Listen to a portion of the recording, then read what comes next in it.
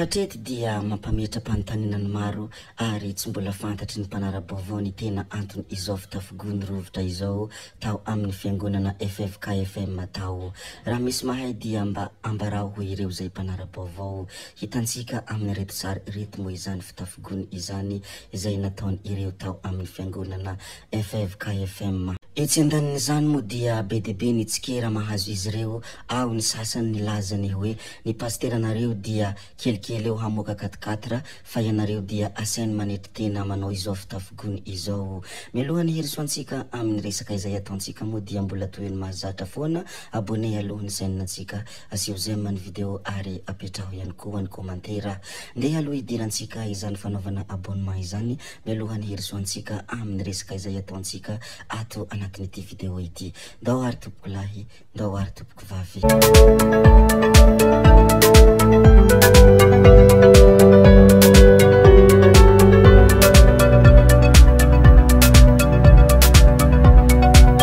Resaka fitokonana ny amin'ny délestage moa ny hanomboantsika ny filazana ny zava-misy ato anatin'ity video anankiray ity. Nitokona ny mponina teny Andohorany Fotsy, nitokona ary nidina Andalambe ny mponina teny Andohorany Fotsy noho ny délestage. Nandoro kodiarana ny mponina ary efa tonga teny antoerana ny mpitandro ny filaminana tamin'ny fotoanany io fitokonana io. Izany moa ny zava-misy teny Andohorany Fotsy, koa dia zaraina sy ampahafantarina ianareo rehetra. Be dia be moa ny quartier izay mitokona noho ny ity délestage ity, nitokona ihany koa ny mponina teny Ambatomaro sy Andraisoro, nitokona ny mponina eny Andraisoro sy eny Ambatomaro noho ny jiro tapaka lava eny antoerana. Nandoro kodiarana ihany koa izy ireo sy misotsioka ireo mponina tany nandritra ny io fitokonana io. Resaka io fihetsiketsehana noho ny fahatapahanjireo dia nanome hafatra ihany koa i Jorky Imbilaya. Aleo samy marahina ho i Jorky, nanampy ny olona ny grève sy nanentana ny olona hioraka i Jorka teny Andohorany Fotsy ny omaly hariva. Ary efa saika ny samboriny mpitandro ny filaminana,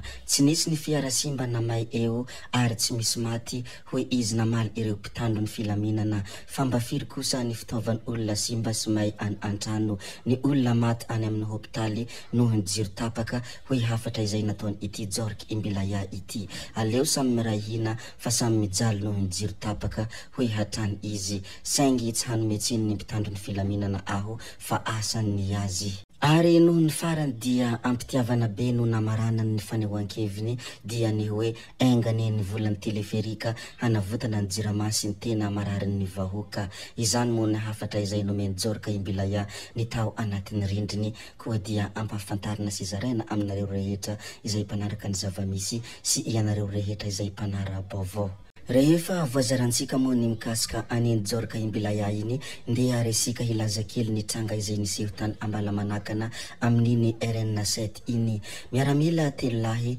voalaza ho nakavorona ganagana ankeriny sy nanery olona hahandro vary sy akoho ho azy ireo. Ny alarobia 13 Oktobra lasa teo tany amin'ny komina Ambalamanakana RN7 no niseho ny tantara. Miaramila telo-lahy voalaza fa naka ganagana ankeriny sy nanery olona hahandro vary sy akoho ho azy ireo, toy izao ny tranga nisy tany. Ny rahany andaniny nankany amin'ny ankilany ireo miaramila. Rehefa tonga tao amin'ny trano voalohany ireto miaramila dia zaza no hitan'izy ireo tao fa tsisy olon-dehibe. Nosaveny izy ireo ny trano ka nalainy ny ganagana ray. Voalaza fa nisy vola ray hetsy sy ray tapitrisa ariary sy finday iray ihany koa nanjavona. Tonga tao amin'ny trano faharoa indray ireto miaramila ireto dia nariany izy ireo ny voamanga efa masaka ka notereny hahandro vary sy hamono akoho atao loka ny tompo-trano izay nampandohalihiny sy nodarohiny. Raha araka loharanom-baovao izay naparitaka skispas ATM moa dia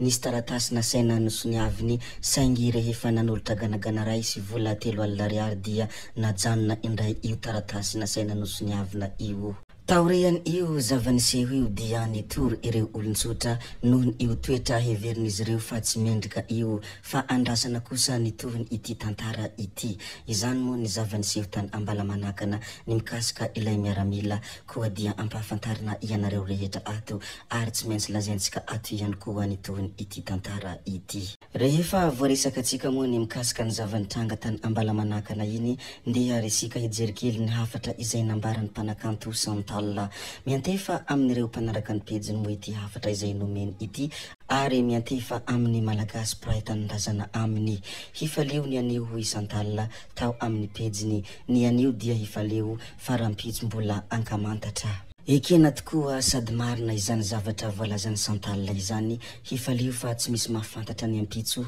hifaleo fa tsy misy mahafantatra izay mbola ho avy noho izany izay fiainana hitanao anio dia hifaleo ary aza misalasala manao izay mahasambatra sy mahafaly anao fa kanefa kosa na dia eo aza izany ampitso mbola ankamantatra izany aza dino ihany koa ny mandinika ny ho avy sy mamagitra ny ho avinao ny manaraka ihany koa dia mbola loharanom-baovao izay navoaka ny skispas ATM mahatrany tohiny ilay fakana ankeriny narahana famonoana ho faty an'ilay zazalahy 12 taona tany Amboho Manatrika Tanjombato sektera 3 dia niatrika fampanoavana omaly ireo telo tompon'antoka tamin'izany nalefa entsy afaty daholo izy ireo izany hoe ny ray keliny ilay zazany iray izy no atidohany kotrika io tantara io tratra tao anaty finday ny hafatra nalefa tamin'ny reniny io zaza io nitakina vola ho takalonaina famitsorana miampy fandrahonana raha ny loharanom-baovao izay navoaka ny skispas ATM mahatrany dia ireo lehilahy roa hafa kosa dia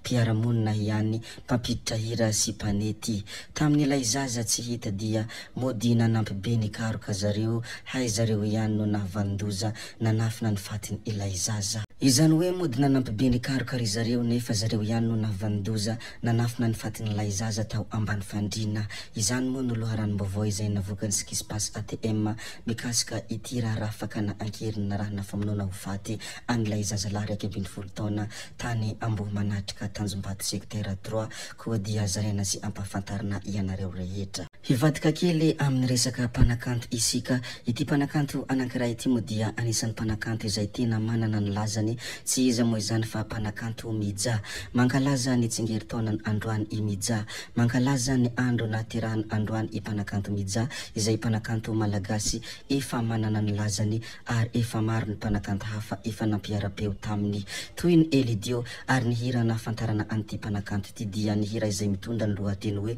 mifoka miafina miarahaba sy mirarisoa ho an'ny mpanakanto Midja amin'izao fankalazany ny tsingeritaona naterahany izao ho ela velona ary manaova fety sambatra ary mpanakanto Midja ary aingany tsy foka miafina intsony ny hamaramparana antsika ity video anankiray ity dia ireto tsara hitantsika ireto antsantia mo ireto toerana ireto tanàna kely any avaratry ny Mahajanga any no misy azy ity anisan'ny mampalaza azy dia ny torapasika sy ny rano mangatsiatsiakany tena kanto dia kanto ity toerana ity ary manintona ny mpizahatany maro mihitsy ary izy ity zay ihany koa ny namarana ny video antsika ary tompoko vavy sy tompoko lahy koa dia mankasitraka anareo rehetra navitany hainy ny video hatramin'ny farany ary mbola manentana anareo ny mbola anaraka ny video manaraka izay alatsaka misesisesy ato zay fa tsy halavy anay ny resaka hametra veloma izahay veloma vetivety fa tsy hoe veloma mandrakizay amin'ny manaraka indray no manao ny misimisy veloma tompoko lahy veloma tompoko vavy